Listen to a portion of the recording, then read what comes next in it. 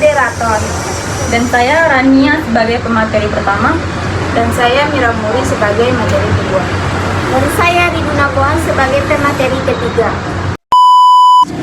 Baiklah, saya Rania sebagai pemateri pertama akan menjelaskan tentang pengertian komunikasi dan komponen komunikasi. Pengertian komunikasi. Komunikasi atau communication berasal dari bahasa Latin communis yang berarti sama atau communico, communication atau communicer yang berarti membuat sama, yang bisa dalam artian bahasa Inggris make to common. Dalam Kamus Besar Bahasa Indonesia pada tahun 1995 mengartikan komunikasi sebagai pengiriman dan penerimaan pesan atau berita dua orang atau lebih sehingga pesan dimaksud dapat dipahami. Komunikasi adalah proses penyampaian pesan kepada orang lain secara praktis dalam praktik kehidupan sehari-hari. Baiklah, materi selanjutnya adalah komponen komunikasi. Hal-hal yang harus ada agar komunikasi bisa berlangsung dengan baik. Menurut Laswell, yang merupakan komponen-komponen komunikasi yaitu 1. Pengirim atau komunikator. Dalam bahasa Inggrisnya yaitu sender, adalah pihak yang mengirimkan pesan kepada pihak lain. 2. Pesan atau message adalah isi atau maksud yang akan disampaikan satu pihak kepada pihak lain. 3. Saluran atau channel adalah media di mana pesan yang disampaikan kepada komunikan dalam komunikasi antar pribadi. 4. Penerima atau communicate atau dalam bahasa Inggrisnya receiver adalah pihak yang menerima pesan dari pihak lain. Yang kelima yaitu umpan balik atau dalam bahasa Inggrisnya itu feedback adalah tanggapan dari pesan atau isi pesan yang disampaikannya. Saya sebagai pemateri kedua akan melanjutkan materi tentang model komunikasi dan prinsip komunikasi. Model komunikasi adalah gambaran sederhana dari proses komunikasi yang memperlihatkan kaitan antara satu komponen komunikasi dengan komponen lainnya. 1. Model stimulus respon berisi kata-kata verbal, tanda-tanda non-verbal, gambaran-gambaran, dan tindakan akan merangsang orang lain untuk memberikan respon dengan cara tertentu. 2. Model Aristoteles, model yang paling klasik dalam ilmu komunikasi atau bisa disebut juga model retorikal. 3. Model interaksional, dengan kata lain komunikasi berlangsung dua arah, dari pengirim kepada penerima dan penerima kepada pengirim. Prinsip komunikasi. Terdapat beberapa prinsip komunikasi yang menjadi akses dari sebuah proses komunikasi itu sendiri. Teori prinsip komunikasi telah dikemukakan oleh para ahli. Saat ini terdapat 12 prinsip komunikasi. 1. Komunikasi sebagai suatu proses simbolik. Prinsip komunikasi yang pertama adalah komunikasi merupakan suatu proses simbol yang timbul dari dalam diri manusia. 2. Komunikasi sebagai potensi komunikasi. Hal ini dimaksud bahwa tiap orang bisa saja dimaknai sedang terlibat dalam proses komunikasi. 3. Komunikasi sebagai dimensi isi dan hubungan adalah adanya dimensi isi dan hubungan pada komunikasi. Tiap pesan komunikasi mempunyai dimensi isi di mana dari dimensi isi tersebut kita bisa memprediksi dimensi hubungan yang ada di antara pihak-pihak yang melakukan proses komunikasi sesuai dengan perilaku yang terlibat. 4. Komunikasi sebagai tingkat kesenjangan. Artinya bisa terjadi tanpa direncanakan seperti dua orang yang menyapa di tengah jalan. 5. Komunikasi sebagai konten ruang dan waktu. Pesan komunikasi yang dikirimkan oleh pihak pengiriman yang disesuaikan dengan tempat. 6. Komunikasi sebagai prediksi.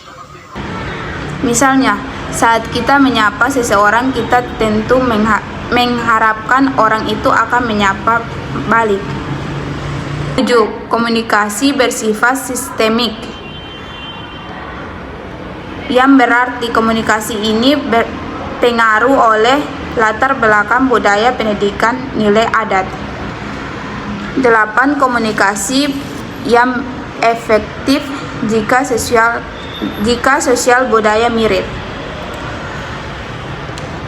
Semakin mirip latar belakang sosial budaya, maka akan semakin efektif komunikasi itu. 9. Komunikasi bersifat non-sekuensial. Proses komunikasi ini bersifat siskual, yang artinya tidak berlangsung satu arah. 10. Komunikasi bersifat prosesal, dinamis dan transaksional. Adanya proses saling memberi dan menerima informasi dengan parah yang dapat berubah. 11. Komunikasi inversibel. Komunikasi ini juga bersifat inversibel atau tidak dapat dikembalikan. 12. Komunikasi bukanlah satu-satunya solusi untuk menyelesaikan masalah. Dan saya sebagai pemateri ketiga akan melanjutkan materi tentang tujuan komunikasi dan fungsi komunikasi. Menurut Rian Nugroho tahun 2004, tujuan komunikasi adalah menciptakan pemahaman atau mengubah represi bahkan perilaku. Pada umumnya, tujuan komunikasi antara lain: 1. Supaya yang disampaikan dapat dimengerti. Sebagai komunikator, kita harus menjelaskan kepada komunikan dengan sebaik-baiknya dan sehingga mereka dapat mengerti dan mengetahui apa yang kita maksud. 2. Memahami orang lain.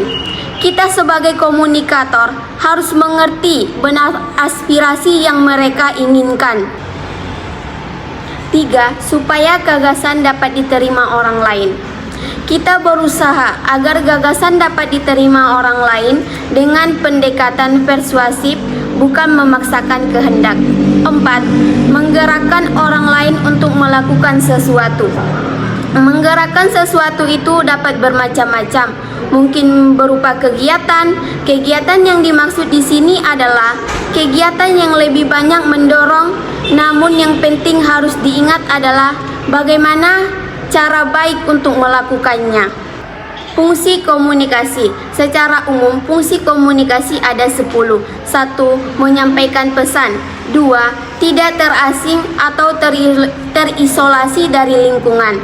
3. Mengajarkan atau memberitahukan sesuatu. 4. Mengetahui atau mempelajari dari peristiwa di lingkungan. 5. Mengenal diri sendiri. 6. Memperoleh hiburan dan menghibur orang lain.